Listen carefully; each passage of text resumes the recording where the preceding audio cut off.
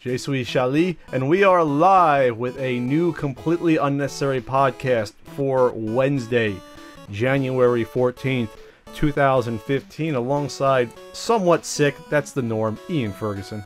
I don't feel well. I have high triglycerides. I'm Pat Contry. We'll get into your medical history in a bit. We have a packed show.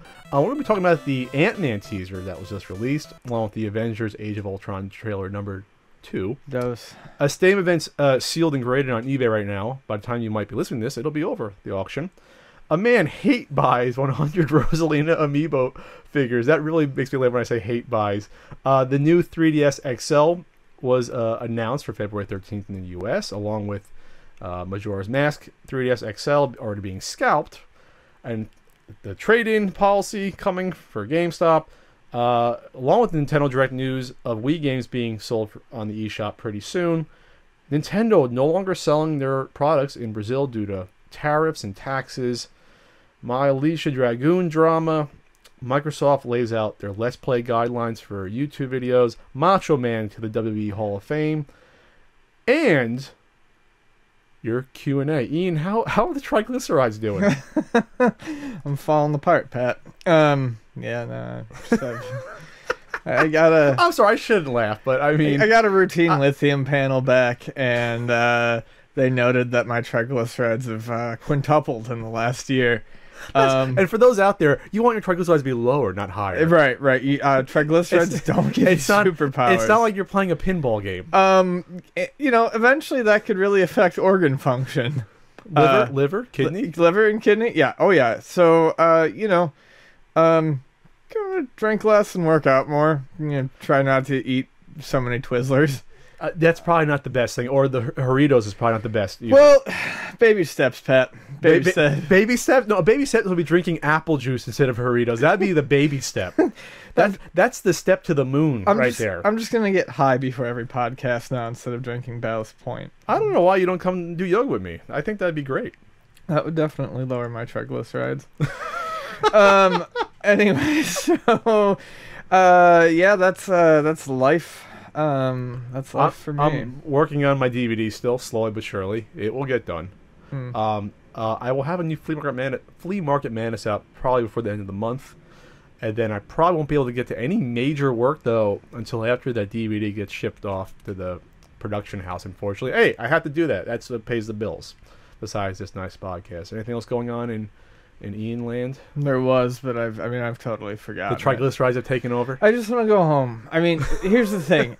Vonnie and I constantly, play fight over it, but she... Better than clay fight. Better than clay fight. She thinks that it's, she thinks that this is unreasonably cold weather, right? So, we have 5 of the heaviest, thickest blankets on our bed.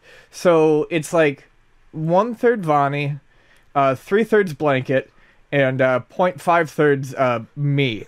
And I know the math doesn't add up, but it does. But the past few days, I've wanted that fortress of blankets. I've wanted to do nothing but sleep. Let's remind people that we live in the most temperate part of the country. Yes. And so cold for us is 57 degrees is cold for us. Especially for people like Pat and I, because we're from places where it's much, much colder. Buffalo is an icebox 6 months of the year. So, yeah, I wake up in sweats because, I've got one blanket on, and Vonnie always accuses me of stealing all the blankets. I'm like, I have no reason to steal the blankets. How about a nice robe? A nice robe with the hood. That would keep you warm. That'd be nice. I'll show you mine that I got for Christmas. Maybe I'll get some... Because it's like you're surrounded by a blanket. Maybe basically. Just some pajamas, and then I wouldn't need any toppings, No, pizza. I'll sell you on the robe, because the robe's like a giant blanket that you snuggle up in. All right. Or just get a Snuggie. So, let's start off the podcast with a couple of trailers. We're gonna talk about some movie news. The Ant-Man teaser came out, and I wanted to kind of spearhead this one because I've been really... You've been down on it since the announcement Edgar Wright was leaving as director. I've been really down on it since they said that. I love Edgar Wright as a director, and I think he could have done something really fun and great with Ant-Man. The teaser that was shown, though, was pretty decent. What was interesting to me about it because it's just a teaser. There's not a lot of story shown. I mean, the suit looks nice and all that. There's a couple of Suit looks great. there's a couple of effect shots that look cool, but what I like is that they build it up, and it plays perfectly to Ant-Man too. It's got this very serious tone, and the only two times Paul Rudd talks in the trailer, he's kind of like He's taking the piss out of it. he's taking the piss out of it. Yeah. So, there is still going to be, and that was the problem. I was afraid with Edgar Wright gone, they would try to remove some of the levity of the character, and it doesn't look like they're going to do that. And I'm going to need to see a lot more to get behind it fully again, but at this point, I'm more inclined to see it. I was originally down on this and with the Avengers film because Hank Pym, the original Ant-Man and a founder of the Avengers, along with Wasp, weren't in the Avengers. Right. And so what they decided to do was place them sort of in a sort of, I guess, prior generation of heroes where Hank Pym was the original. Now you have the second Ant-Man, Scott Lang, and he's passing the suit along to. He's great. I don't know much about that character. I like the original Hank Pym character a lot. But Lang is fantastic. But I understand why they're doing it, because if Lang is the prominent one now, it makes more sense to have him be the one in the movies. And I don't know, he fits. I think he's gonna fit in better with the current crop of Marvel superheroes they have. The way they have them talking, wisecracking, the attitude versus Hank, who's a little more dry, right? Because I think what he's called in the comic, I think Scott is Astonishing Ant-Man, and it's definitely a more comedic take on it. A more comedic take on it. So you do have Wasp's daughter, or Hank and Wasp's daughter, being played by Evangeline Lilly as Hope Van Dyne. So she's going to be in it. So there is that somewhat connection, and of course Hank Pym is being played by Michael Douglas. So who by the way I hate. You don't like Michael Douglas? I hate Michael Douglas. Well, there's two people that make me really really cringe. Michael Douglas, Phil Collins. Michael Douglas. What did Michael Douglas ever do to you? He didn't have to do anything to me. I don't don't like his him. attitude. I don't like his face. But it's again though another good. At this point, they're not even coups, casting coups, because all their movies now, whether it's what's his name in Thor that got Odin to play, I can't think of it right now, Anthony Hopkins, yes, or any of those movies where they get these like grade A old school actors or older actors to appear, and they've now done this constantly. Yep. What did we just saw in Guardians of the Galaxy? We saw, what's her name? I'm like blanking this early in the podcast, which is not good at all. That's not a good sign. Anyway, moving on. I'll get to that in a minute. So you were disappointed first about Edgar Wright being gone, but now you don't mind as much. My reservations about an Ant-Man movie are just that I know he can also like grow up in size, yes, besides shrinking. I don't know how easily you could pull off multiple set pieces where he's just shrinking down without it getting repetitious, unless it's done in a way where he constantly shrinks up and down to get away from, you know what I mean, from stuff like that. Then it could be if they do it dynamically where he's up and down, as for strategy, or I mean if there's something in the movie where suddenly he can't shrink down and now he's got to fight at normal size. But that was a concern of mine too, even going back to when Wright was doing it, was how are you going to get multiple set pieces out of this without boring people, because eventually it's just going to look like scenery changes. So I just remember Glenn Close from Guardians of the Galaxy. Oh yeah. So actors like Glenn Close, Jeff Bridges, you're getting these sort of seasoned actors that come in and give your movie legitimacy. And by now, these actors that come on, like a Michael Douglas, they now realize these are good properties, they're run well. It's no longer taking that sort of risk. Right. That maybe Jeff Bridges back in 2008, that was a semi-risk to do it. So that's what I was trying to say before I just mind farted on Glenn Close's name for some reason. I was thinking of like Glenn Glary, Glenn Ross or something in my head. Would you say your mind was closed? So yeah, I think I'm cautiously optimistic about this movie, but if this was to say buy or sell a stock, I'd be neutral right now on Ant-Man. I'm going to see it, of course, but I'm mostly going to see it because I love Paul Rudd. I do too, and so that he's selling me in that role. Yeah. If it was someone else, probably not. Which again goes to Marvel's credit of knowing how to cast these at this point. They haven't really swung and missed on any of their major casting decisions. No. When you think about it. So So, Avengers: Age of Ultron is, I mean, also coming out this year as well. I mean, we're getting a full plate. Yeah, that's May, and Yeah. then I think was it July or is Ant-Man? As correct? Ant-Man. And they just released another trailer for it. And this one, kind of the opposite. It's not that I don't think it's going to be a good movie, but like I'm nitpicking stupid shit here. Like I don't like the voice they're using for Ultron. Doesn't sound dead or mechanical enough necessarily for me. I also don't like, even though this is, kind of like a still a shorter trailer, they're really showing and hinting at bits of storyline that I'd rather just be left untouched. I mean, I realize... Come on, really though, for a major action movie, you don't think they're gonna spoil some stuff? No, they are. And so far they haven't really revealed that much, honestly. No, they haven't. But it's not so much what they're revealing or showing. It's what they're unveiling. It's that we're gonna have another Hulk, explosion and this and that, and it's. Honestly though, what else can you do with the Hulk when he's part of a team though? What else can you do with him? He's gonna rampage. I mean, otherwise he just sits around until he saves the day at the end when he hulks up. And Hulk's only an interesting character when he's done as Dr. Jekyll and Mr. Hyde. To me, he's not interesting almost in any other sort of way. You need to read World War Hulk. Or no, whatever, yeah. no, Planet Hulk. World War Hulk was the smash and bash payoff to Planet Hulk, which was fantastic, and that legitimized the character for me.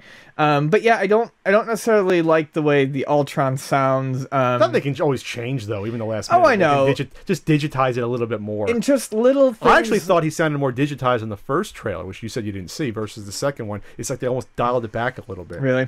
Yeah. It's just little things that they're insinuating in the trailer that, who knows, maybe they're just tricking us or playing with us. It was a short trailer, but I'm not feeling it, I guess, as much as I am other movies they have coming up. They haven't ruined, I'm not spoiling for you, they haven't shown Vision yet. Yeah.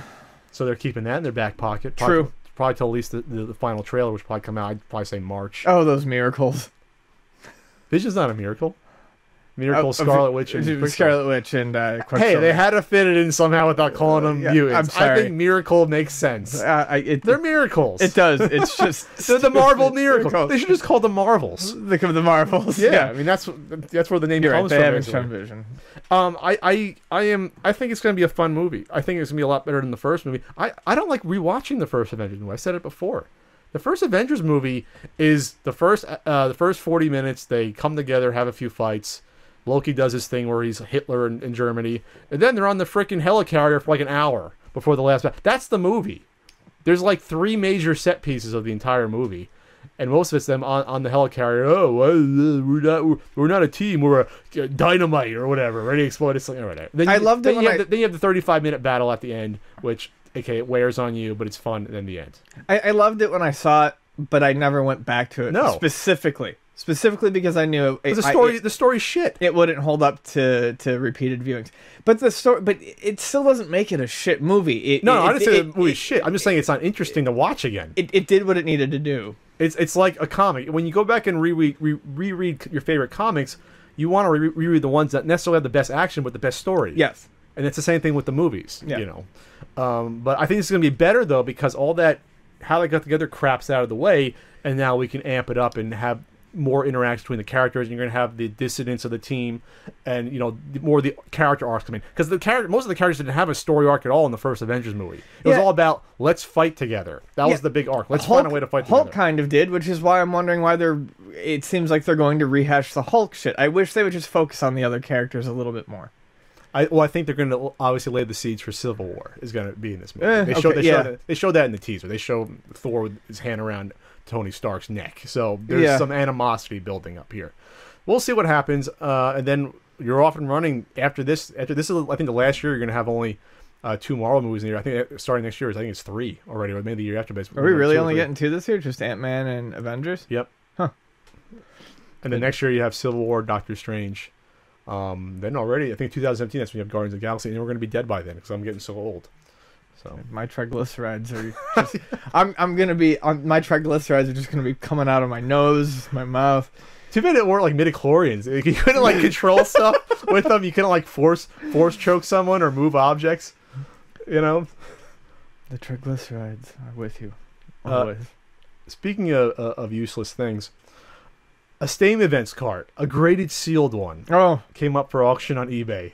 And boy, did the internet go nuts. Again, just like in 2010 when a Yahoo reported when a woman found like a box of old Nintendo stuff and put up for auction, and one happened to be a box Steam Events and went for like $11,000, and the world exploded. Oh, all your video games are worth tons of money, and it brought in all the fucking creepers and all the profiteers and all the people trying to scam, and it's been downhill since then. Well, this is another opportunity to happen again in a way, but what happened here was, the time we're saying this, there's less than a day left, and it was up to $100,000, and that's when sites like Polygon were reporting it and IGN, but even they were smart enough this time to say that most of these bids are probably fake and it's not going to be paid for. good. Which doesn't usually happen. Good, yeah, because I was going to say, the story is disinteresting to me at this point because I knew that was bullshit. I didn't read those articles. I'm glad they at least had the foresight to be like, okay, let's do our research here, because I mean, I can't tell you how many people sent this to me. It's like, you do realize that an eBay bid is not like, No, it's not a contract. It's not a signed contract. No. This game is not going for $100,000. They're not bound unless you sue them, but Yeah. that's not going to happen. You have to wait until the dust settles before you can actually see what something went for. Because, what was it, in 2014, I think it was early 2014, when the labelless NWC went for $100,000, and they were all joke bids, and everyone reported like it was real. It's like, no, you assholes, of course it wasn't. Right. You know, it's like, if you did even a little bit of, first of all, a little bit of common sense, but research, you know that it's fake. Unless it gets verified that it's usually like on a website form, and you have the person who bought it say, here it is, here's my name written on it, that you know it's mine, and this is what I paid. Otherwise, you don't know. Right. So, I mean, obviously, it has a chance. A lot of bids were taken away, and now it's down to like 35,000. We'll see where it ends up. I think the most valuable single game, I believe, up to this point, has been a complete in-box Atari Air Raid, which went for around, I want to say, 33,000. Because I think there's only one that had the manual, and there was one or two without the manual. I'm not a big Atari guy, but this got a chance to top it. But here's the thing about Steam Events. Besides the fact that it's culturally worthless to the history of video games, Yeah. worthless. There's only going to be, talking 20, 30 years now, a limited amount of people that will be interested in a game like Steam Events Complete versus NWC carts, or games that have some sort of historical significance. May not be worth as much, but it's going to be a lot harder to find those buyers. Right, and that's something that I was thinking as well in talking to customers about. If we see this hit 35, which is it's at now, if it sells for this, it's not like, I think we're going to be hitting the ceiling with something like this at some point in the future, because, like, as you stated, it does not have the cultural significance or the interest of collectors necessarily that something like an NWC cart would have. And even mainstream, like, casual collectors that may not know much about it. So when you buy an NWC cart, it's pretty, it's you're going to be able to resell it for the same, if not more, most likely, for quite some time. I have a feeling that if this goes for 35, 40K, if the person ever decides to get rid of it, I don't think they're necessarily going to get that back. Or this is not going to be a guarantee, or this is going to be the new sort of standard price. Because, again, if there's only 6 or 7 people willing to spend this much money on this, and this could be only be a one-time thing, or who knows if there's shenanigans going on with this, because maybe I think there's like 2 or 3 Seal Steam Events out there. Maybe people are trying to push it up for their value. Right. The point is that there's not going to be 20 people willing to spend $30,000 on a complete in-box Seal Steam Events. No. There's not going to be. We saw that when back in, again, 2010, when the Steam Events came out, and then you had some asshole try to buy 3 or 4 of them in the corner of the market, and he had to bid them up himself to get that price up to like 10,000 each time, or else what happens is all it takes is for a price to plummet for something like this, a piece like this, is if 2 people own it, and that's like, say that knocks out a third or a half of the potential buyers at a certain price value, each one that comes up next will drop in price. Right. Because it's such a niche item. It's like the difference between, even if obviously there's less probably Seal Steam Events than an NWC cart, is the difference between having a Detective Comics 27, which is culturally significant, versus, Detective Comics #1 is worth a lot, but you're going to have a hell of a lot harder time selling Detective Comics #1 because nothing happens in Detective Comics #1. 27 is the first Batman. That's the one people want. Right. So even if there's less #1s, you're going to have a hard time offloading that. I say that now, even though they're probably both worth hundreds of thousands of dollars, but you see what I'm saying, though. You're always gonna have a buyer for 27. You're not always gonna have a buyer for #1. Well, I just look at it this way: cultural significance at a lower price versus no cultural significance at a higher price. You're going to be able to keep the value of the lower priced, more culturally significant item for a longer time than you will a fucking stadium events, which I would use to mop up my jizz. And we always talk about this and why I don't like this game. And if people you say, well, you don't like it because you don't have it, you don't honestly think I could have owned one by now. You honestly don't think I could have shelled down the money if I really want one. It's not about that. This represents the worst side of video game collecting. And I know you hate game collecting in all forms for the most part, but this represents a game that is only valuable because of rarity and rarity alone. Right. And it's a game you could easily look on the shelf and play in another form, and it's the exact same game. And it's not a good game. It's a tech demo for the Power Pad. Yeah. So all those things put together makes me not want it for that much, for that amount of money. I balked at buying one when they were a grand loose. I think now they're like $2.5 or $3 loose. I still didn't think it was worth it. So that shows you where I'm coming up. Sure. Speaking of stupid collectors, a lot of hate in this podcast so far. Well, I mean, not really, but people are horrible. Why does Ian hate everything? Why? Because a man bought 100 Rosalina amiibos just so fans couldn't fucking have them. It's the type of guy who lubes up with ketchup and fists himself for fun on a weekend night. I mean, literally, the guy has bought 100 Rosalina amiibo figures. He did so by using addresses of his friends and family. So his friends and family are assholes too, or they just don't know what he's doing. Were they complicit, or did they not know what he was doing? They don't really. Who knows if they know?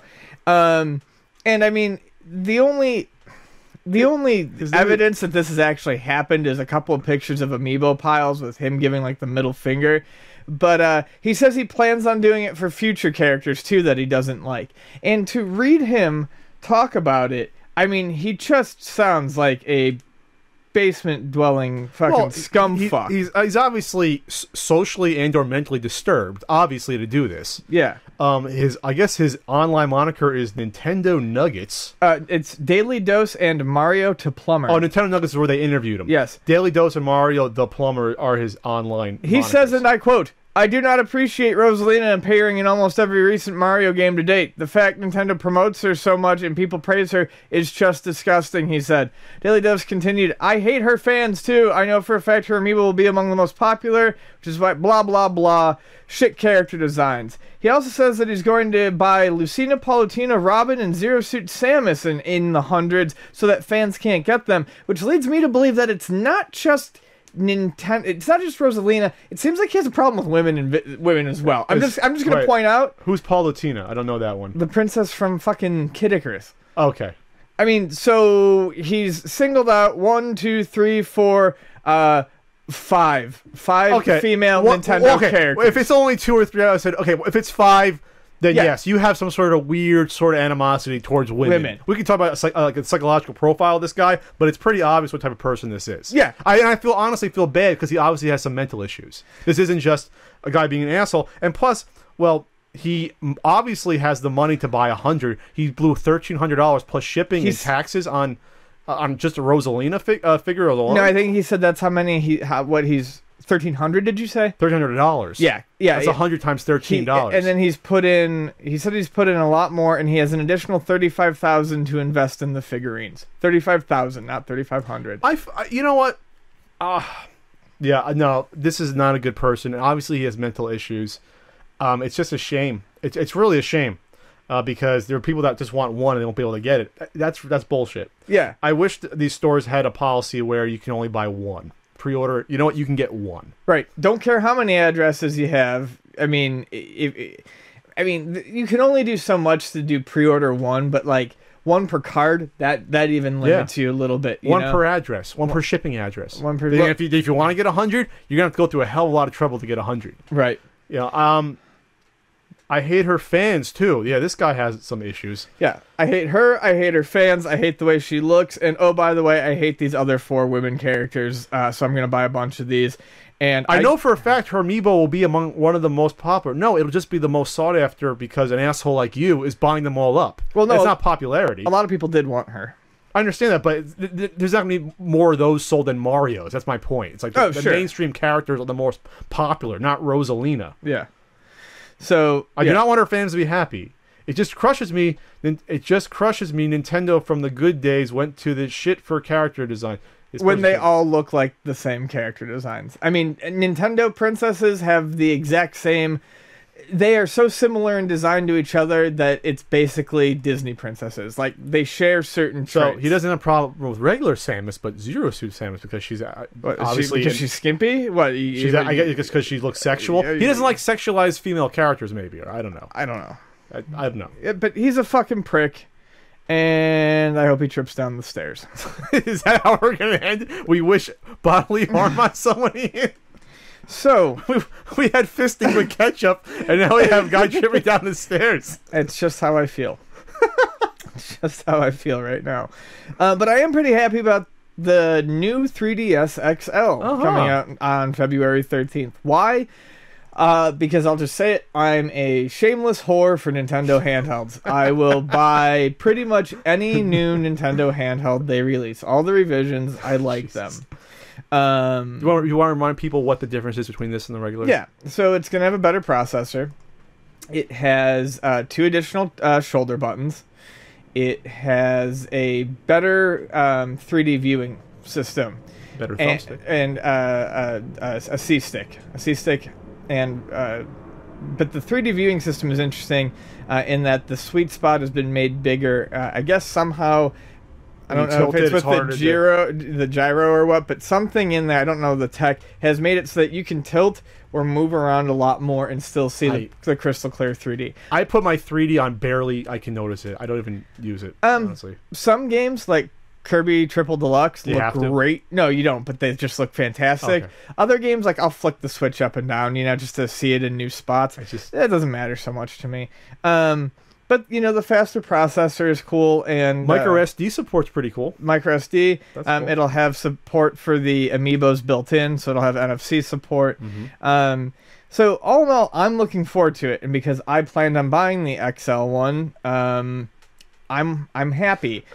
People, though, there's been a bit of outrage, and I from some angles, I really do understand it. In some angles, I think it's almost faux outrage about Nintendo not bringing over the smaller 3D, the smaller new 3DS. Now, on one hand, I understand.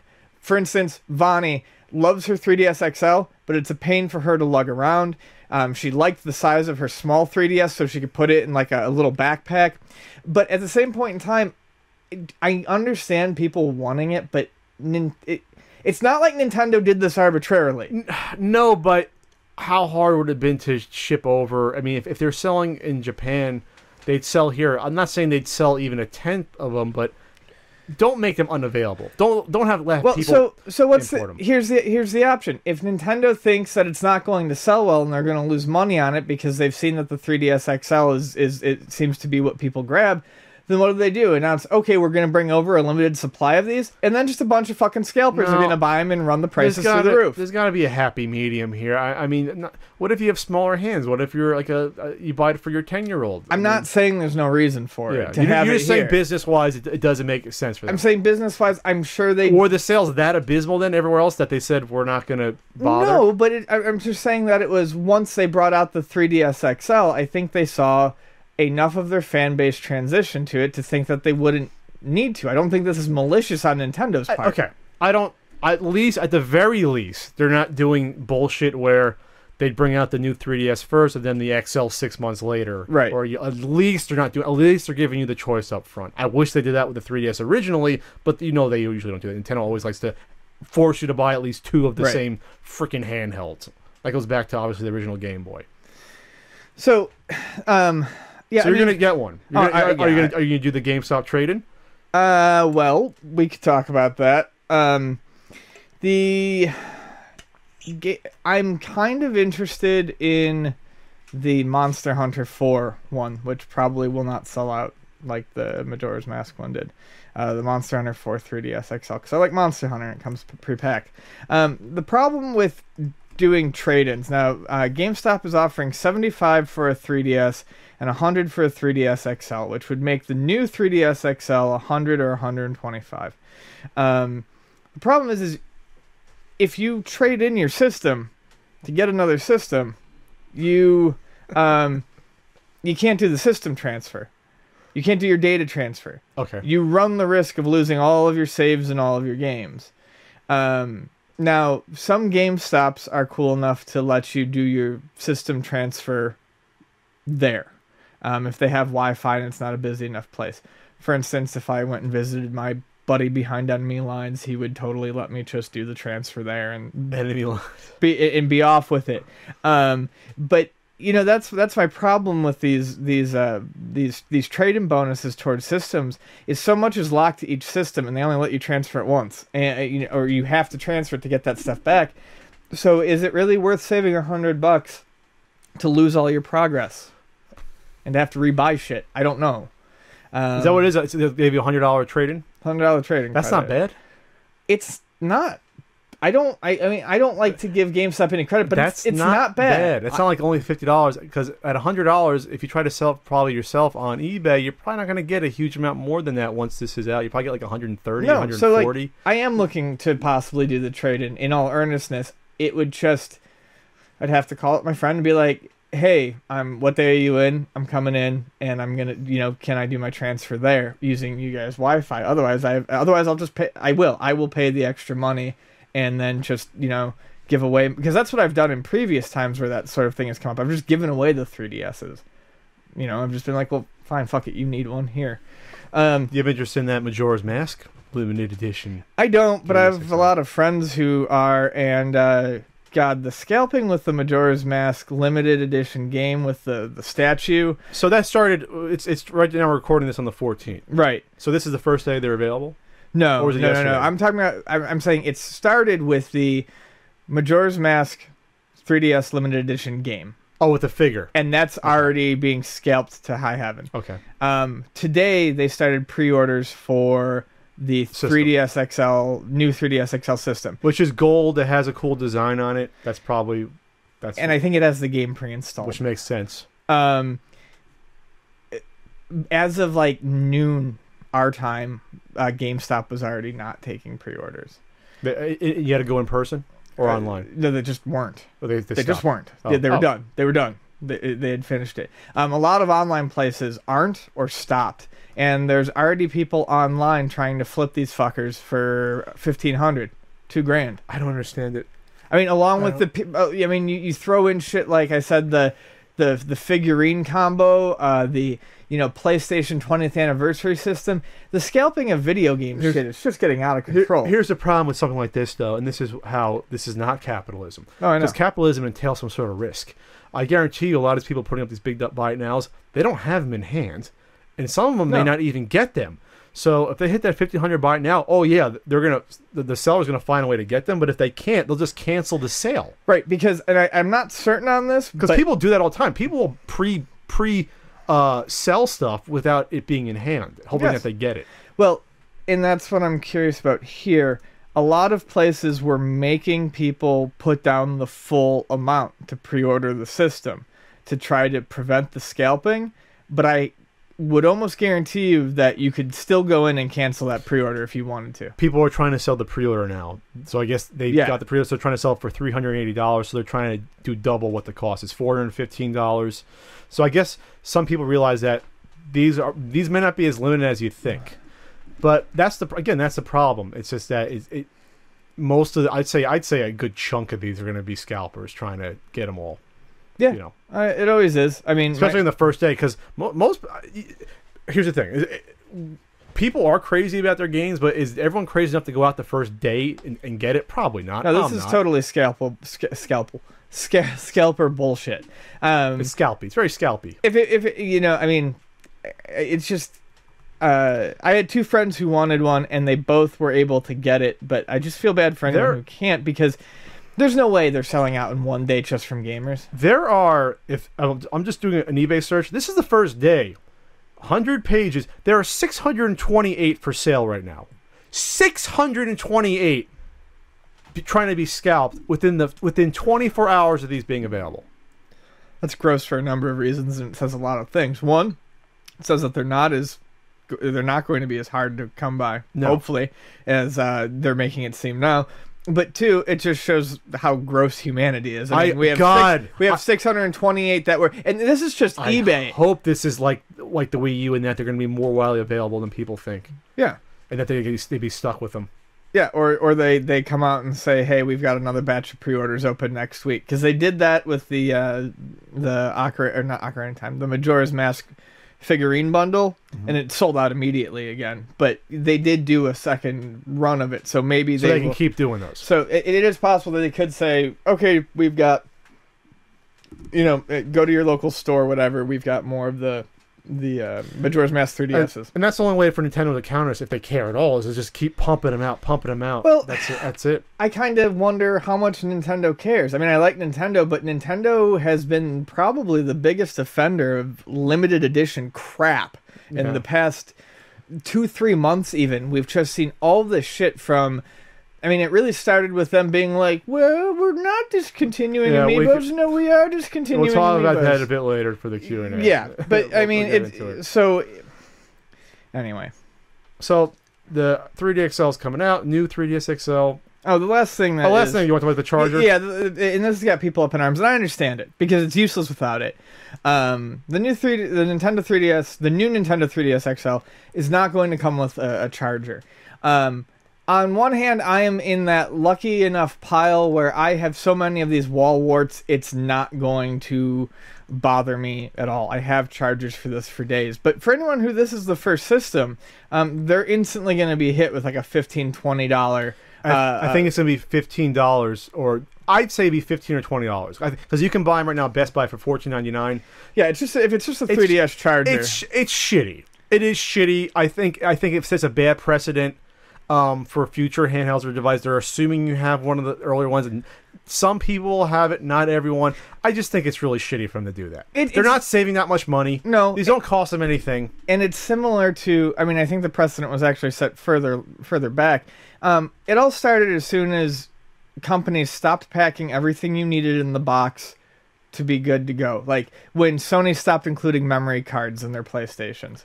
If you're not including a memory card, if you're not including it, I mean, you can't do anything without a memory card. You can't do anything without a wall charger. When you're not including things in the box that are required for play. Now, I know you can buy these. You can buy like the third-party ones for probably only $2.50 each. Sure. If you buy them overseas, you have to wait. Somehow you can buy it for $2.50 ships a lot, or $3.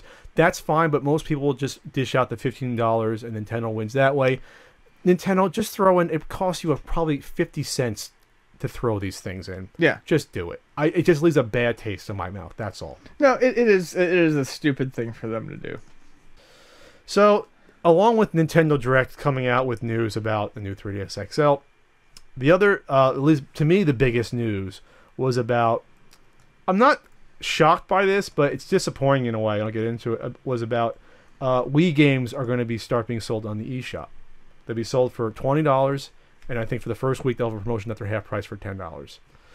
It's just disappointing that we are now in sort of the realm where we can't even do backwards compatibility, or at least be happy with it. These companies be happy with it for even the prior generation. I had no problem with them saying we're going to sell GameCube games. That's fine. It's 2 generations ago.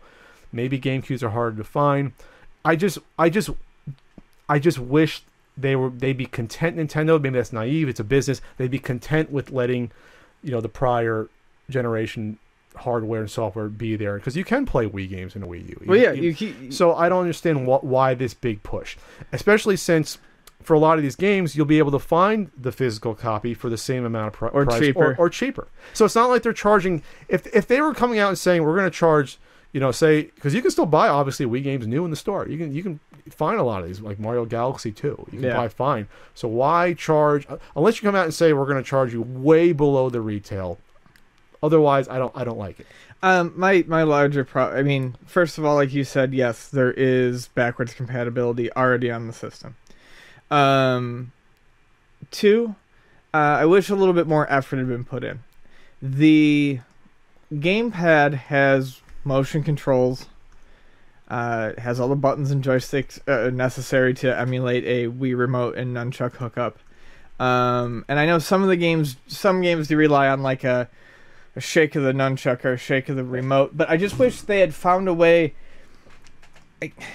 I feel like I'd be more interested if it meant it felt like more of a cohesive part of the system, where I could just sit down and be like, I want to play Mario Galaxy, click it, and I'm playing it with the gamepad. You know, whereas I don't have to, you know, grab the Wiimote and the nunchuck and play it that way. I realize that there are going to be some games that are going to require both. I don't know.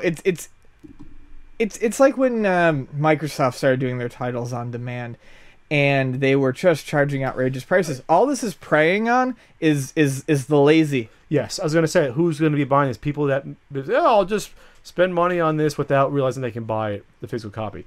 So this is what my problem is this. I mean, Galaxy 2 is more than $20. Yes, that's going to be more than $20. But the original Mario Galaxy is $20 new still. You can find that probably in any store. Yeah, 15 used. So Nintendo, you might as well drop the price at least $15 or $10. Don't charge $20 for it. That just seems like bad business to me. If everyone else wasn't doing it worse, I would agree. But at this point, I think Nintendo's just following suit, and I can't get super mad at Nintendo for doing it. But I don't see this being a service that I'm going to take advantage of very often, if ever. You know, unless it's just something that was really, really hard to get. You know, and I don't want to. You know, and where the value actually suddenly becomes worthwhile. You know, if they put Xenoblade Chronicles on there or something like that. I don't think I'll ever be in a position where I will buy a game within the last generation or current generation unless it was a significant value saver to go digital versus buying the physical property, just for many reasons. Right. Just because, you know, it's attached to that system. If something happens to that system or you want to sell it, it's gone. You know, things like that. You know, or if it's a game that we don't talk about enough, but a game that requires a server to be on somewhere, and then 10 years from now that server is gone. We don't know what's going to happen to the PS3 and PS4 games. It's really 10 years from now. That's starting to pile up too. Like we have games that we have a pile of games at work with a note on it that says "Do not buy servers down." And it's like so it's a pile of like PS3 and I think some 360 games that we are just never to take in again because they're dead, they're useless games. They're like, lost games, basically. Games like well, they're probably not really that big of a deal, but games like Mag or SOCOM Confrontation, like you literally can't do anything with them. You can put them on, but you can't play them. They are a dead Blu-ray. They are just a Blu-ray that does nothing anymore. And we're talking games that are less than 10 years old. We're talking games that are less than 5, I think, for most of those. They just said, screw it. No one. We don't think anyone's playing them anymore. So, yeah, I think Mag came out when one of our last employees was working, and that was no more than 3-4 years ago.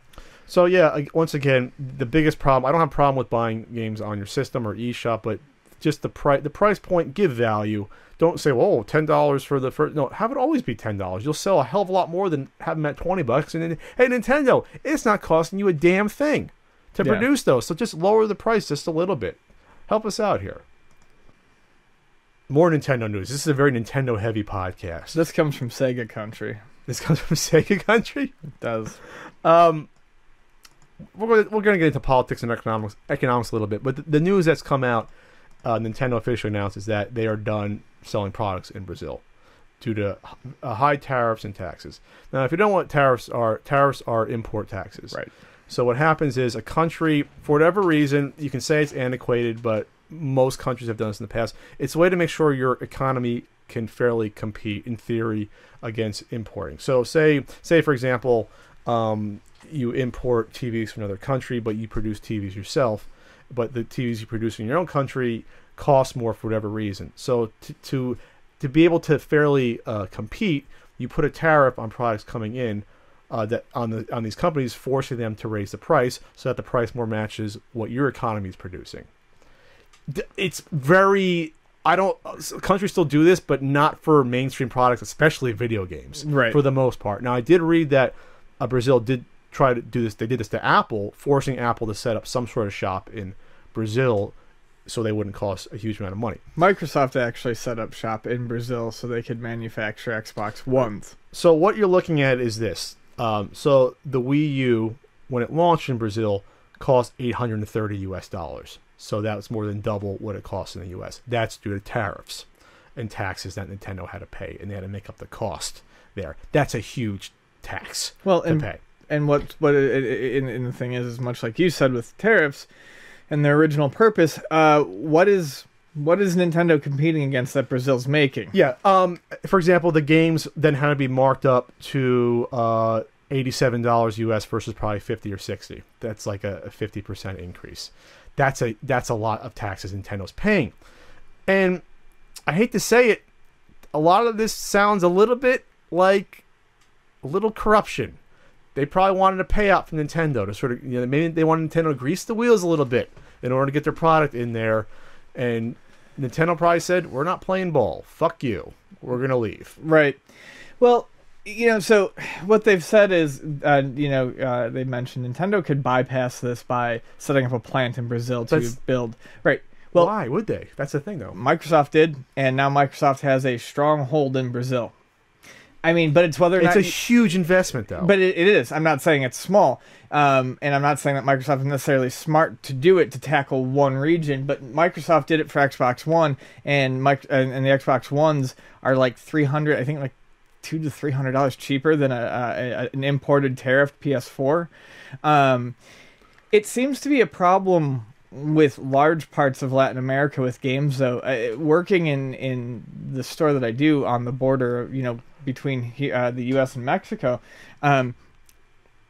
we get a lot of Mexicans who come up and buy games from us because it's cheaper. Mm-hmm. Because what people do is, Nintendo's not gone in Brazil. What's going to replace this is the gray market. Yeah, you're going to have a lot of secondary sellers come in and right. get the product imported themselves and they'll be and mark it up themselves. They'll mark it up. They'll probably middlemen. Right. They shouldn't have to exist. Right.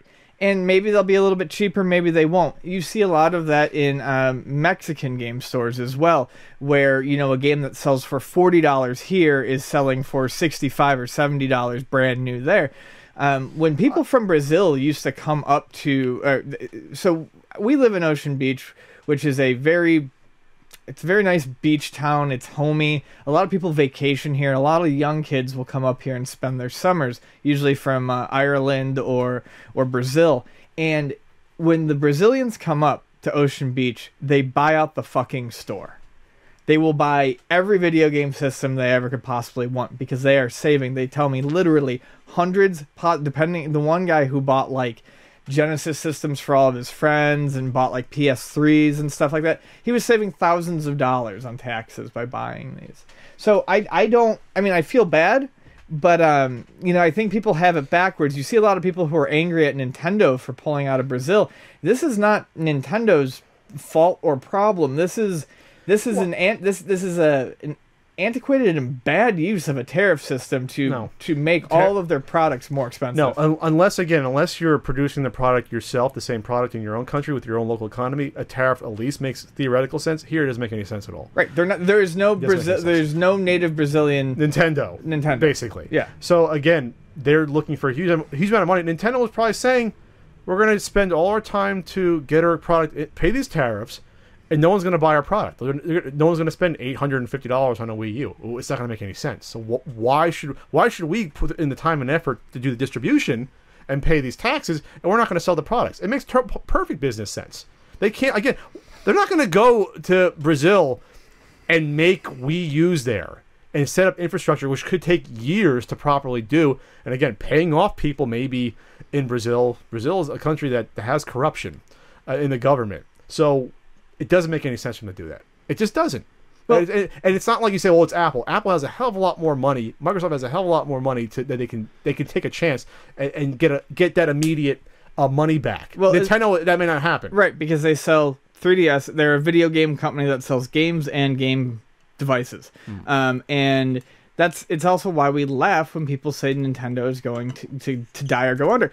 They're not, because Nintendo doesn't make stupid business decisions. Nintendo is not going to dump money into a facility Yes, Here. and plus, people forget the markup. Nintendo's not making that much money on their Wii U systems. Well, So- they make money on their Wii U But- systems, which is more than most. But most it's not like companies. the margin that Apple's making on their iPhones. No, absolutely. You know what not. I mean? So if it makes sense for a company like Apple to set up shop, because if even if it's going to cost them a little bit more money to produce those phones there versus the child labor, sweatshops over in Asia, if they're selling them for $400-$500 and they only cost them $30 each to produce, versus Nintendo maybe costing them $325 per console and they're only making $75. I'm just throwing that out there. That's a huge difference in what you're selling and what you're doing. Well, and on the global market, Apple sells globally, I mean, tons of these things. Nintendo is, and this is not meant to be an insult, but it's like I said, Nintendo is small potatoes compared to Apple. Nintendo is still, by and large, a toy company.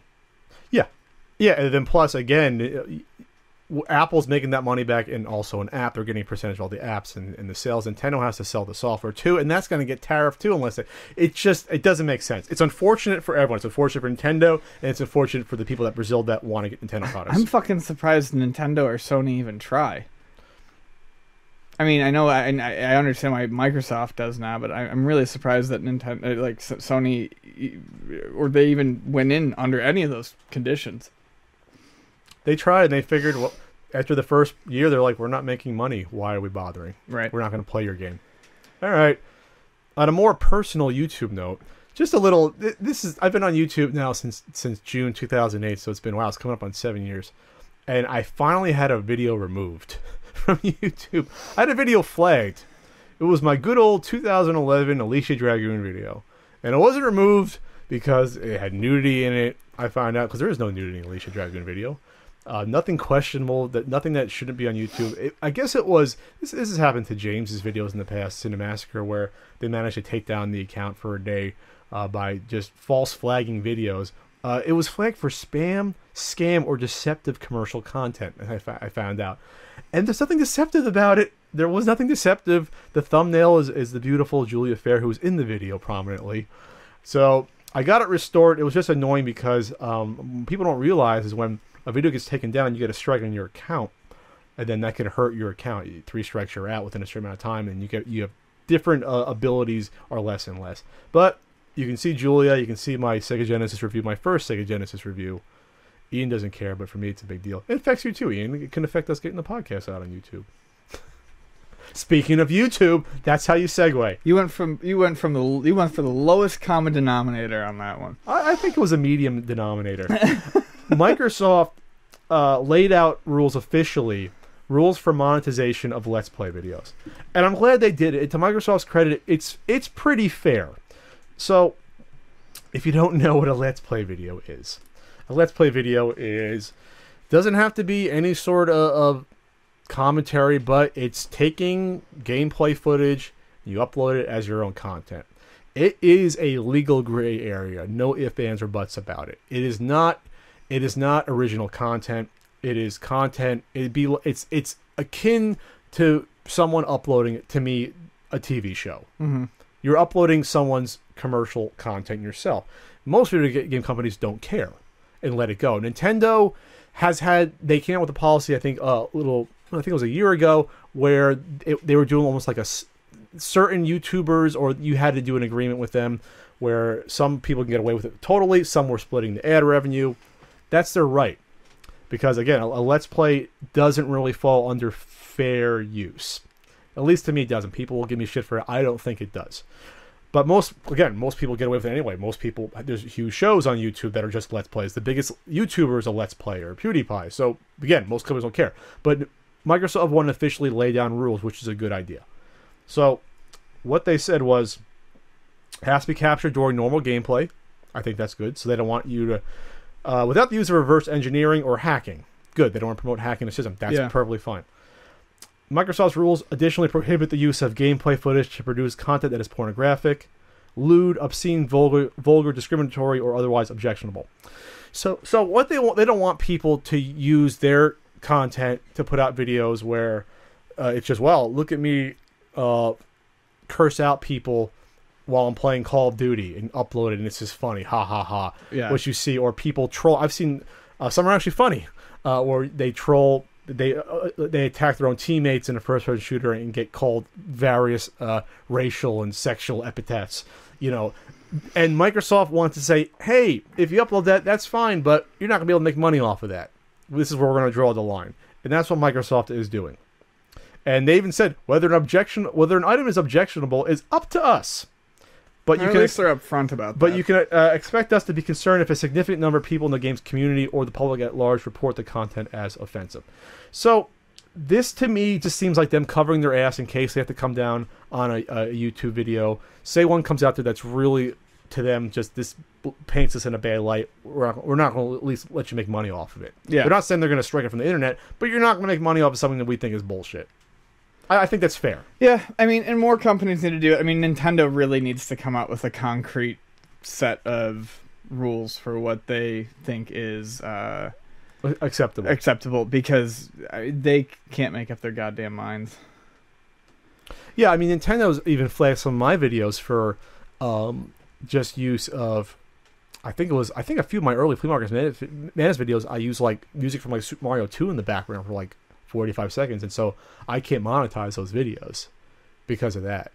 You can say that's not fair use technically, but it's like Nintendo is really stringent about going after that sort of stuff. They were the first one to really do that. Couldn't you just re-upload the video without it? Oh yeah, I could do that, but then you lose all the comments, and you know, the comments are bullshit. Why do you care? Why is it all about the money? Why can't it be about you have fun doing it? Well, that too. So if anyone wants to see me definitely cry this year, if anyone wants to definitely see tears rolling down my face as I try to hold back the sobs, it's going to be when Macho Man Randy Savage gets put into the WWE Hall of Fame. Shut up.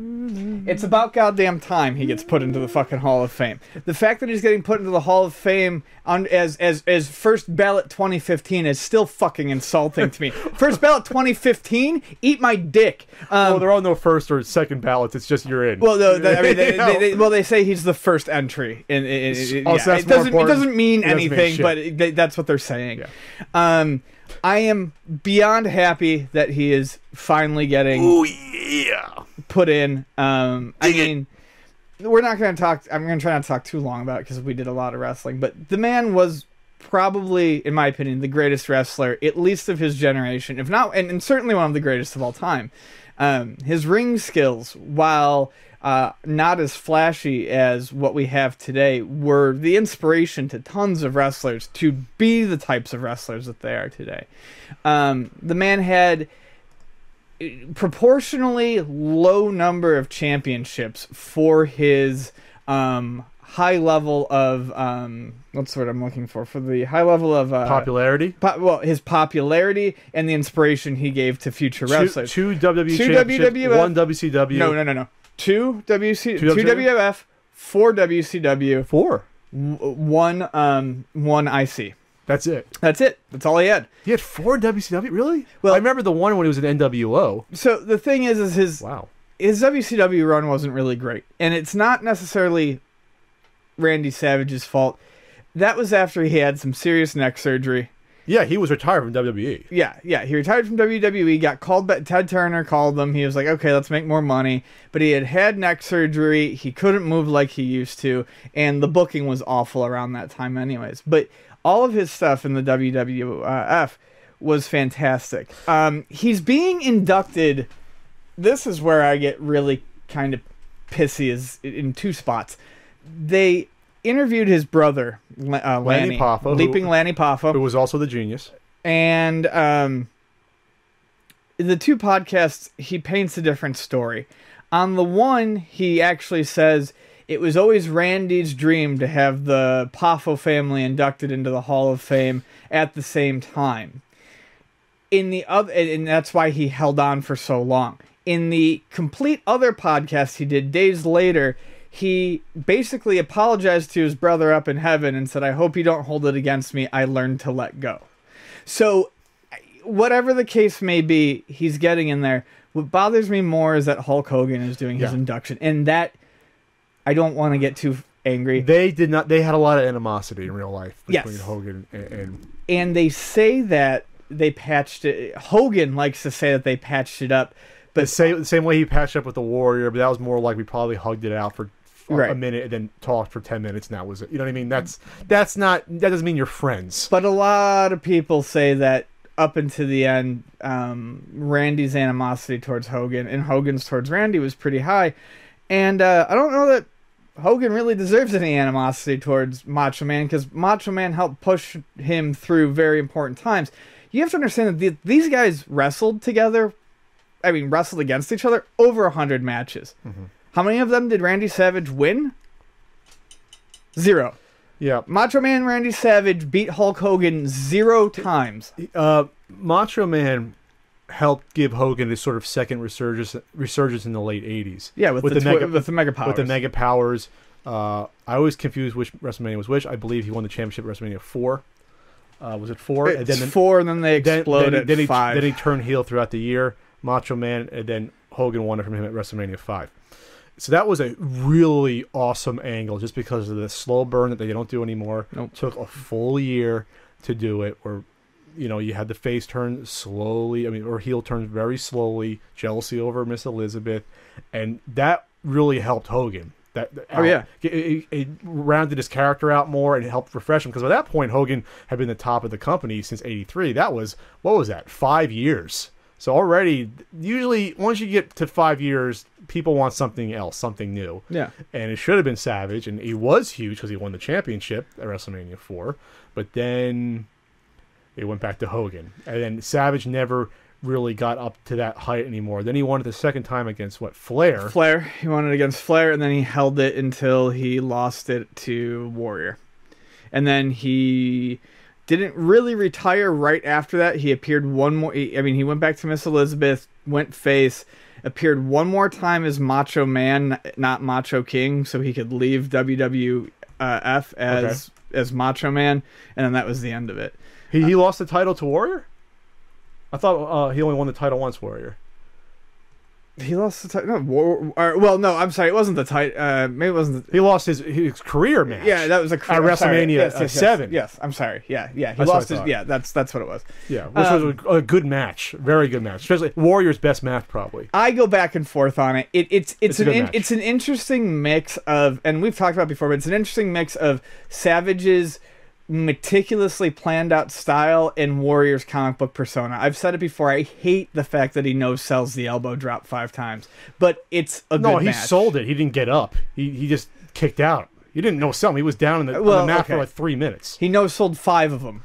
No, he didn't. He sold them. He just kicked out. He kicked out. That's still, to me, no-selling a finisher. No, he no-sold the pedigree at WrestleMania 12. Right. That was no selling before the fans kill you. I know what no selling is. Okay. You can use it in a couple different contexts. It didn't finish him off. Yeah. But the thing about Savage, why he was so good, is that he switched back from face to heel like twice in WWE. He went back and forth. Mm-hmm.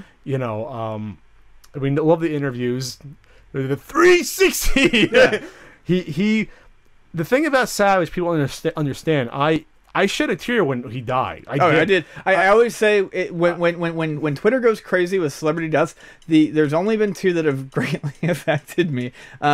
Maybe 3. One was Hunter S. Thompson. The other one was Philip Seymour Hoffman. But the one that I actually shed tears was Macho Man Randy Savage. Not gonna lie about it. I cried when the man died. I miss when Hunter Thompson died. He died? He died in 2005. Yeah, he killed himself. Oh. Okay. I was okay with this choice.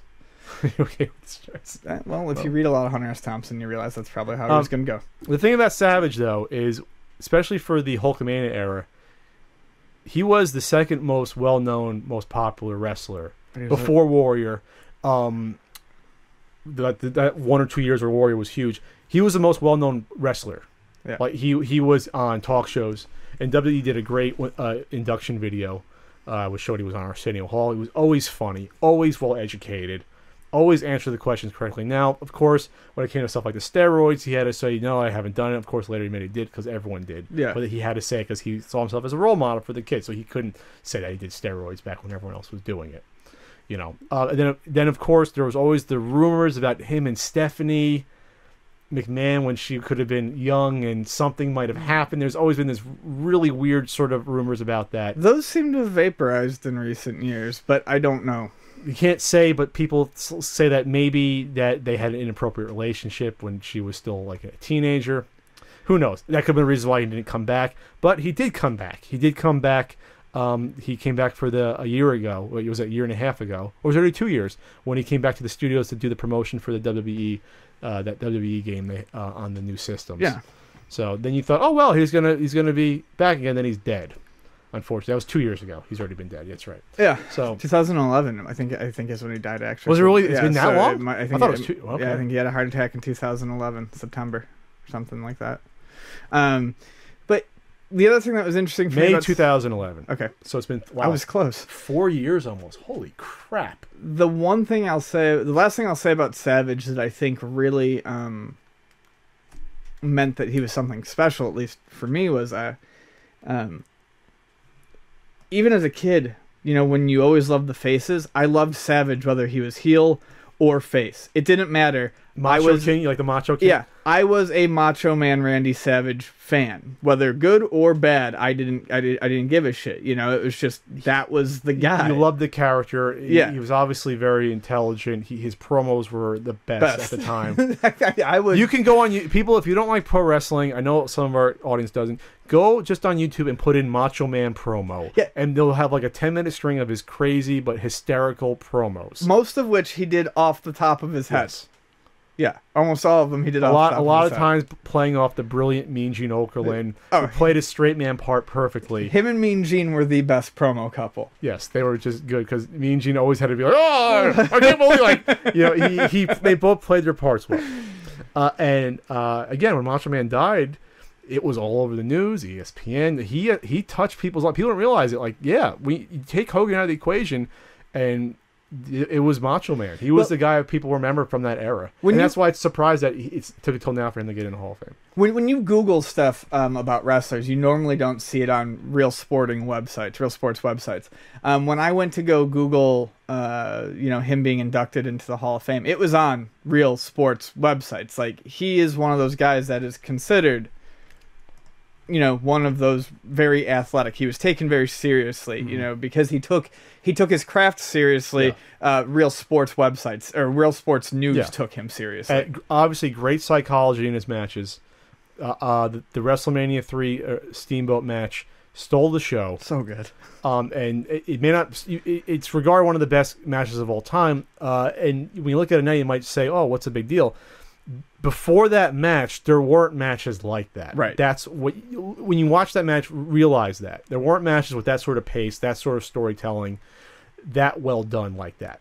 That's why that match is so important. I'm fairly certain when we got the WWE Network, I think that was the very first match I showed Vani, and in my head I'm like, I'm taking a big risk doing this, but she was like, oh, that was pretty cool. I'm like, sweet, she got it. She got the storyline. Right, exactly. She understood the interference all that stuff. She understood it. Yep. The story with the neck, everything. So we're happy to see that. Even though the WWE product in the past year has not been good, that's at least a positive. On to the Q&A. And before we get to the Q&A, I'll just say E and I had some trouble, and we love all your suggestions, but sometimes we struggle to find ones that are interesting to us just because it's hard to make a good conversation out of asking what's your favorite sort of questions or top list. It just makes it a little bit difficult. And I'm just going to say, try to go out there. When you're thinking of topics to suggest, just think of something that we can have a nice conversation about, a lot of give and take, something with maybe a little more depth. And also, if you submit the same question week after week after week and we do not answer it, that probably means that we either don't want to answer it because we don't think it's interesting, or we don't think we're not going to have a good conversation about it. So just please, we appreciate it, but just don't submit the same question over and over again. And give it up after the third time. You give you 3 shots. If we don't answer, then we're probably not going to. And it's not to be a dick, but a lot of the stuff that we're bypassing isn't because we don't like you or the question doesn't have, you know, some sort of maybe interesting merit like in a different situation, but questions that can be answered with like yes, no's, maybes are just things that we're not going to do because they're too quick. There's no conversation. Yeah, no one's there. going to want to hear us say a question and say yes or no, or say, well, what's your favorite game? And I just say Danny Sullivan's Indie Heat. It's not interesting. Ian, do you like peanuts? The game is interesting, but I mean, the answer is not. Yes, dry roasted. I mean, whatever. Okay, first question. At Gesture of Roanoke.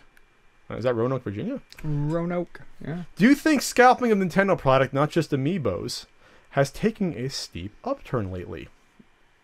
I do. Yeah, And it's every month you see it now with a quote-unquote limited Nintendo product. Yeah, Goes back to what, the New York City Zelda exclusive with the... Well, I mean, there's always been Nintendo exclusives, but it just seems like they're especially with the amiibos and the fact that now we know that certain ones are always going to be hyper limited. With the limited edition systems for games that are ridiculously popular, yes, we have seen a huge upturn in the scalping of Nintendo products. I don't think it's just Nintendo, though. I think scalping of video game stuff, or at least speculating and sitting on video game stuff, is hitting a huge upturn too. People buying 2 copies of a game, one to open and play and one to hold on to, just in case. It's stupid.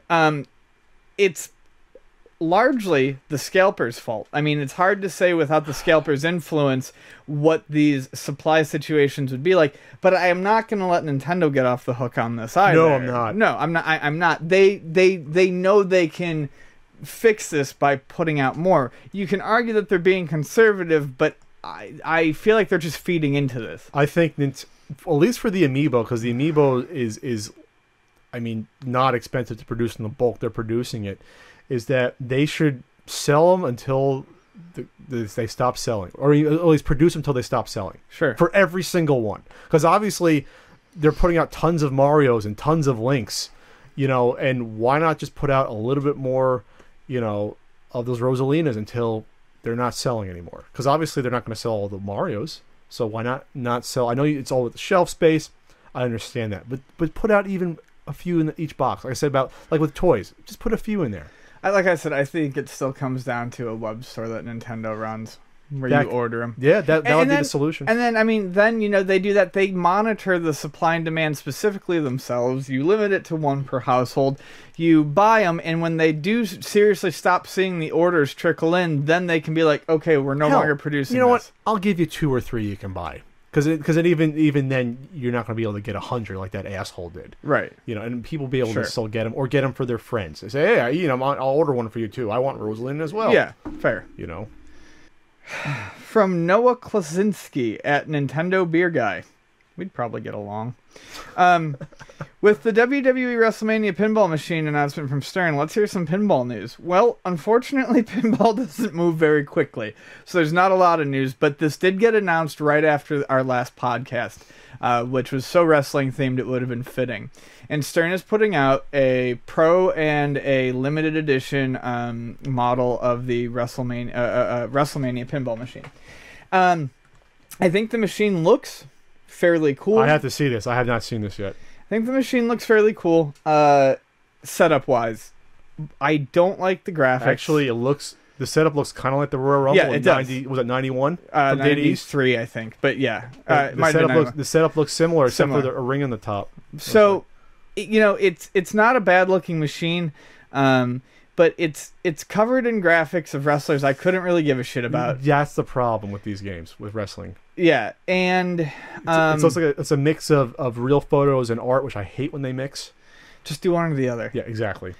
And I don't have a lot of faith in Stern right now. Stern's last 2 good machines, in my opinion, really good machines, were Tron and the limited edition AC/DC, or now what they're calling the Lucy AC/DC, because you can buy the limited edition one at a cheaper price with a different back glass. Oh, that's not bad. Yeah. So it looks like a very symmetrical machine.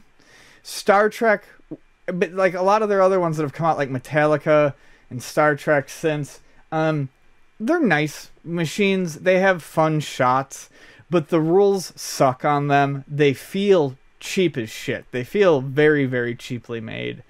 And it's just one of those things where I never would have guessed in a million years, really, that they would do another WWF pinball machine, WWE one. I mean, that's kind of out of nowhere for Stern. Stern usually does movie licenses and music. Well, this one is this is called Legends of WrestleMania. Maybe I don't know. They're putting out different versions. So this one has. I'm looking at the side. Jake the Snake, Legion of Doom, Paul Bearer, Ric Flair.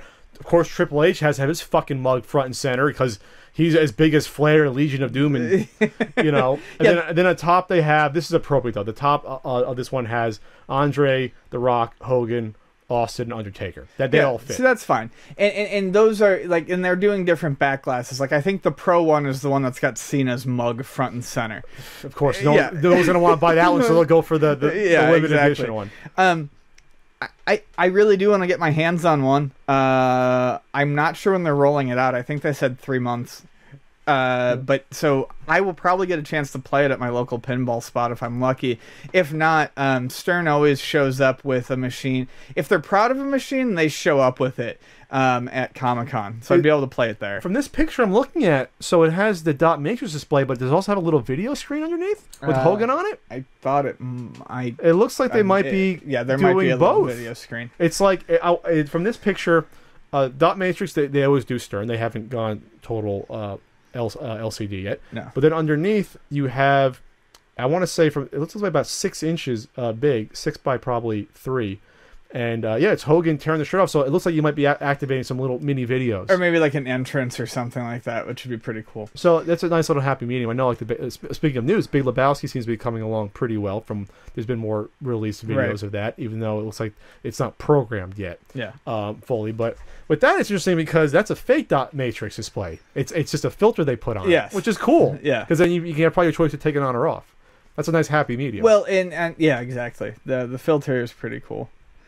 So yeah, I mean that's the thoughts on that pinball machine. I just thought it was funny that last year they brought Metallica back to Comic-Con because Ford Mustang got just ripped apart. Really? Oh, so Mustang came out last year. No one liked it. So well, it's kind of a weird sort of Mustang, really. It's so they didn't take it. They brought Metallica. I don't see how even would people want to buy it because of the theme, though. I mean, Harley Davidson, that's one thing, but Ford Mustang? I'm 55 and I have a small penis, so I'm going to buy the Ford Mustang pinball machine. Maybe it was like a Steve McQueen sort of tie-in. That could be cool. No, it was just straight up Mustang themed. Yeah, bad call. But you know what? I like to see wrestling products, and I like the Royal Rumble machine. And if you like Macho Man, his voice is all over that Royal Rumble. It's Royal Rumble!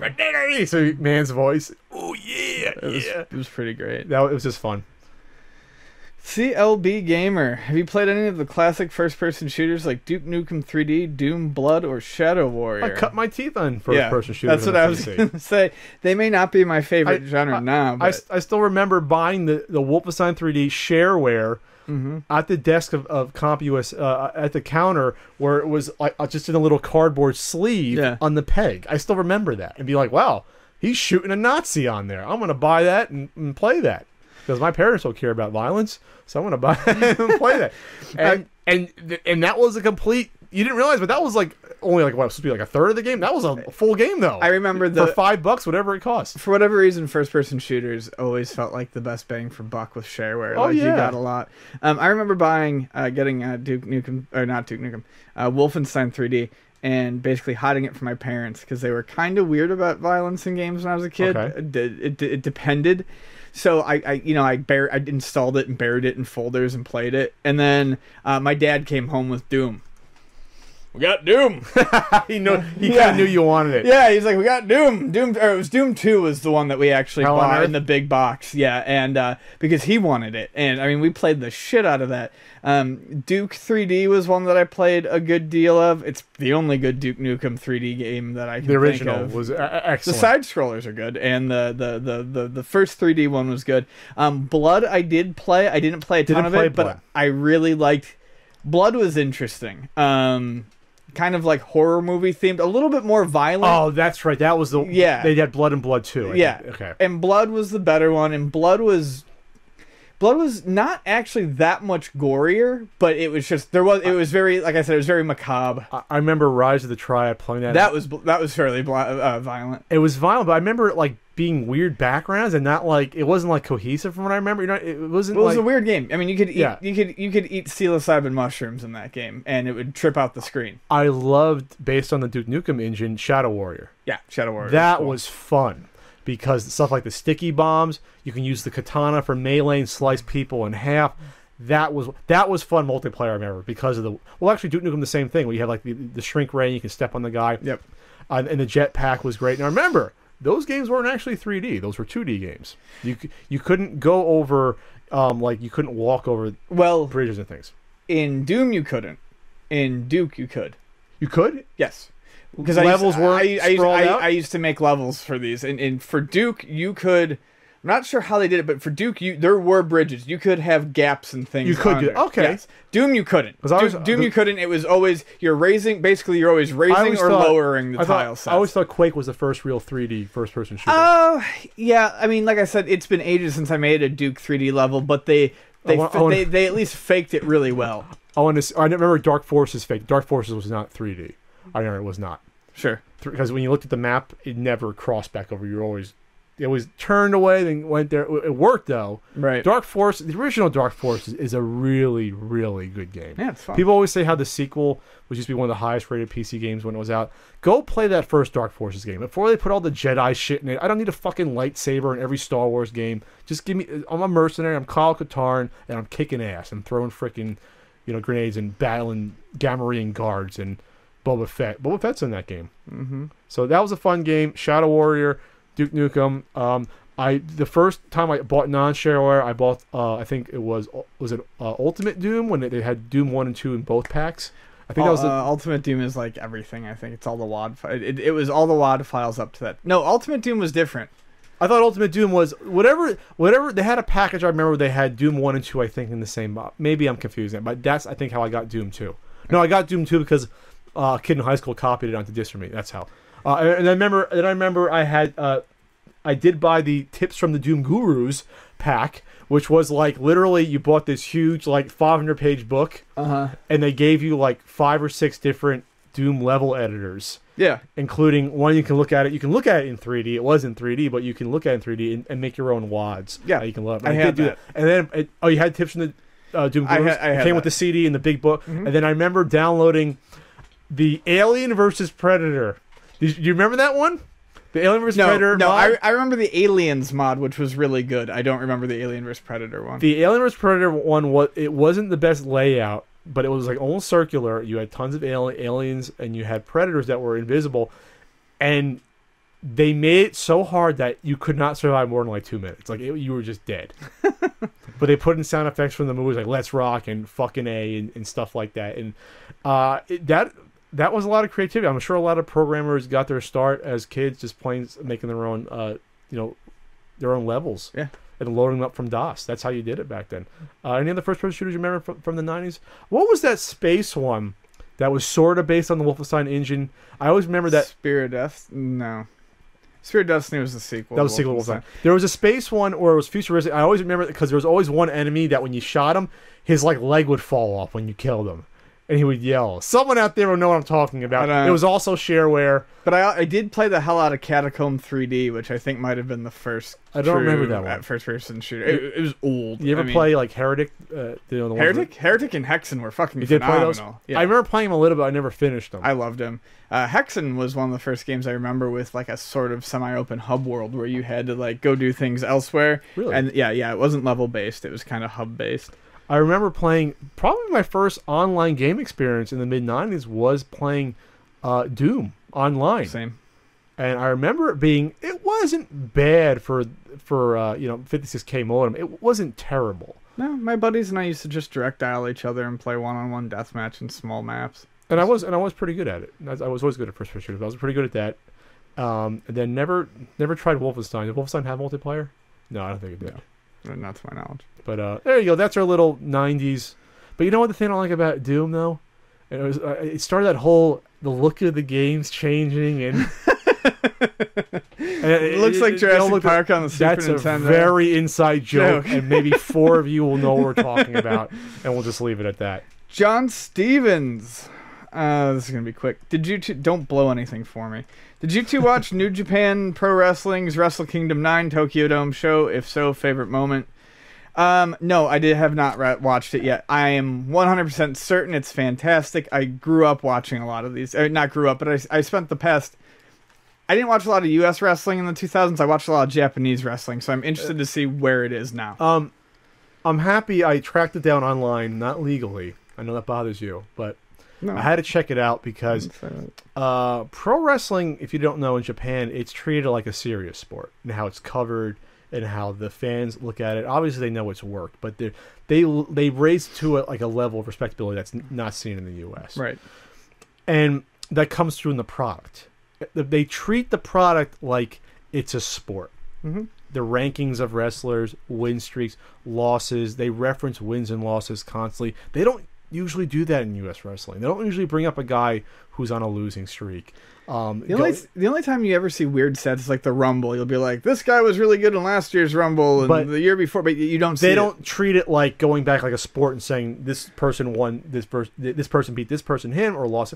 They do that in Japanese, at least in New Japan from what I see, because again, it builds some sort of believability of this is a sport. They care about wins and losses. They care about they care about chasing championships because it's prestige and it's money. And I love that. I wish they had that in WWE. They don't have it really at all. The importance of titles, where in U.S. wrestling, usually it's the World Heavyweight Championship and everything else is crap or doesn't matter. Right now, the U.S. Championship means absolutely nothing in WWE. The Intercontinental Championship changes hands every other month. Doesn't mean anything. They go out of their way to make sure that the Junior Heavyweight Championship means just as much. The Junior Tag Team Championships mean just as much. And so, what was good about it, obviously, these are the best wrestlers in the world. Like when you look at the card up and down, there's what I mean. It's not like this is a crappy match. Every match was good. Right. Even they had like the UWF unified rule, which they have matches in Japan. For those of you who don't know, where they treat them like UFC mixed martial art matches, where it'll be matches where it's a submission or knockout to win. To change it up, they even had that, and even that had psychology that was interesting to it. So they had they actually hired Jim Ross to do it. Global Force Wrestling, which is Jarrett's running, who's helping to like bridge the gap between all these different international wrestling entities, and he teamed up. Jarrett actually wrestled on the card as part of the Bullet Club, which is like their version of the NWO. Right. And so Jim Ross called the action with Matt Striker. They did a good job. Jim Ross isn't the best at calling out play-by-play like moves, but he did it enough to at least push the story about who these wrestlers were and why you should care about it, especially to a first-time audience. Well, and that's why I admire Jim Ross. Is at the very least, he gives a shit about it. He's trying. He's not collecting a paycheck. Jim Ross loves wrestling. Yes. He was. I mean, if you followed him on Twitter, he was really excited to be part of this. And Matt Striker, I'm very surprised, and it's a shame that WWE fired him because Striker was really coming into his own on color commentary. Really, like old school color commentary, telling you why certain moves, why wrestlers were using certain strategies, what they were doing to body parts, things like that. That really is a lost art that you haven't seen since like guys like Jesse Ventura would go down that route. So he was good adding the flavor of a lot of the moves that maybe JR didn't know the names to, but also adding in more of the details. So they worked very well together as a team, and I watched most of it. I didn't watch all of the event, but no, I was very, very, very impressed, not knowing who most of these wrestlers were, and just seeing how they acted in the ring and having JR and Matt Striker put over their characters. It was enough to get me into the matches. And Kenny Omega, I've seen his work before. Awesome wrestler, Kenny Omega. Mm-hmm. If you watch the card, look for his match. I saw Kenny Omega wrestle an 11-year-old girl, and it was an awesome match. He obviously worked with her, and go find it. Look for Kenny Omega versus I think it's like 11-year-old girl, 12-year-old girl. It is awesome how they put together a match, and like they, as realistically as they can do a match between them. Right. But Kenny Omega is a very cocky sort of character. Some of his matches, he actually uses like a Mega Man move where he like pauses time and then attacks the person, like stuff like that. So I was happy with it. final question from another jester of Roanoke. How did you guys come by your seemingly extensive, well, thank you, video game and pinball knowledge? Books, magazines, internet? It's a combination. A lot of it's time. Yeah. I mean, it's not like I've been following retro games or getting back into it since I'd say 97. Right. Probably definitely 98 with TASR's NES Archive and starting to learn about it. But I'd say even 97 is when I started to get. I think I went back to Funko and got an NES and said I wanted to start doing this. And then it's the internet. It's talking to people. It's going to flea markets and seeing things you discover. Wow, I didn't know this existed. Then you run home and look it up. That was a lot of it. You find a game you didn't know about. You put it in back when they were $1 each, and you play the game and find out about it. Yeah, I mean, for me, it was just being immersed in it since I was a kid. Having had a system from every generation since the Nintendo, going back to, I went to a flea market and bought an Atari 5200 when I was 12 because I'm stupid. And I love that system. A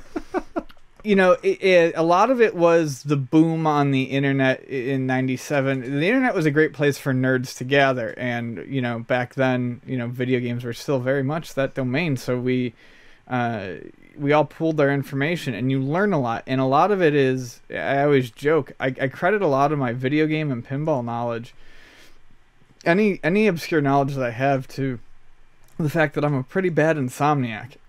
When you have nothing to do at night, and you're tired, and you're too tired to really play a game, but your body won't let you sleep, you just read about topics that interest you. Pinball is actually interesting, I'm not going to lie. I knew a good deal about pinball because I played a shitload of it growing up in the 90s. But when I went to go buy my first pinball machine 2 years ago, I took 3 months and basically just read everything I could find on the internet about pinball. About repairing pinball, about the different machines, about the different designers. Pinball was a little bit easier, though, because there are only about 795 post-electromechanical machines. Only 700? Only, yeah. But, I mean, it is a lot, right? But when you think about learning about the NES library, well, it's like learning one video game library. Okay. So it's not a ton to take in. Now if you want to go all the way back to electromechanicals and, bagatelles and stuff like that, there's a lot more to learn. But really, yeah, it's just putting the time into reading about what you're interested in. Some people might do better with videos. I do way better with reading. And yeah, that's it. I think I know you get on collectors, but the one thing about collecting is that you have to have knowledge to know what you're buying and selling or looking for. And if it wasn't for me collecting games, there'd be no reason to learn about a lot of the video games that I have or even want to play.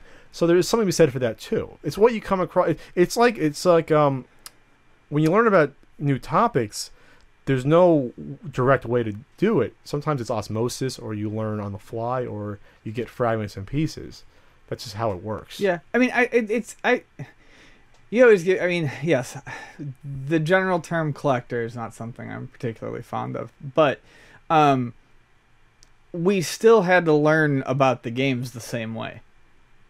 I mean, so yes, as a collector, you are going to learn a lot about games because you have to know what you're buying and selling and trading. As a person who plays games, you have to know a lot about what you're buying and selling and trading so you don't end up with a pile of crap that you don't want.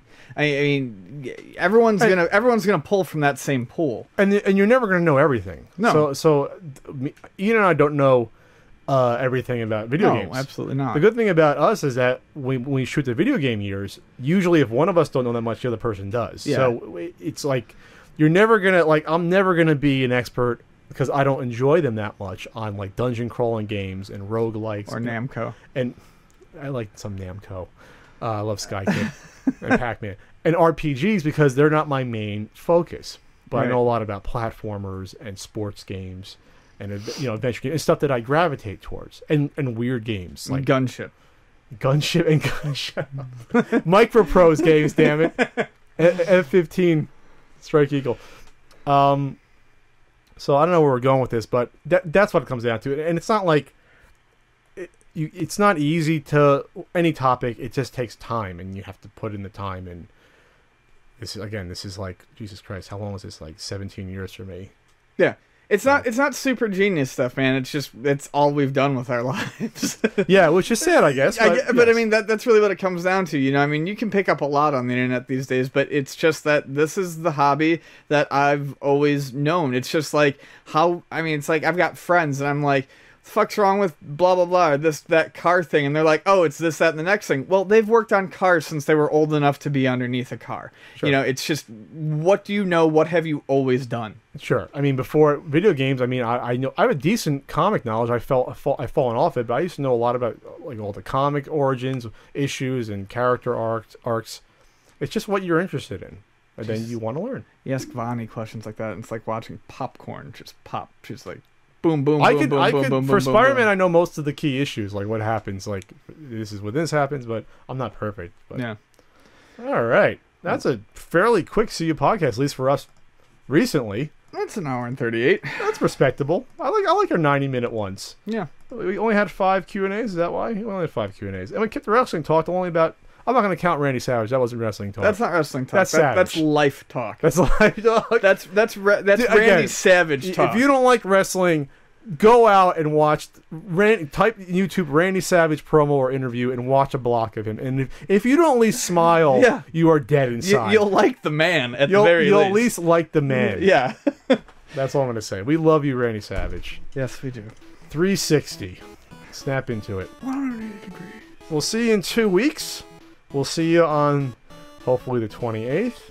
And then I will have a Flea Market Madness out. Hopefully by then I'll make it my mission. And then working on the DVD. I'll pre-orders for my DVD probably next month. I'd say for sure in February. Probably ship out early March. We'll see. Working on DVDs is terrible when you do it by yourself. That's not something that I love to do. I love video games, but not working on DVDs. And you would just want to go. But at least your triglycerides haven't popped through your nose and mouth yet. They will soon. So for Ian Ferguson, I am Pat Contry. This has been a completely unnecessary podcast. Goodbye, everybody. Bye.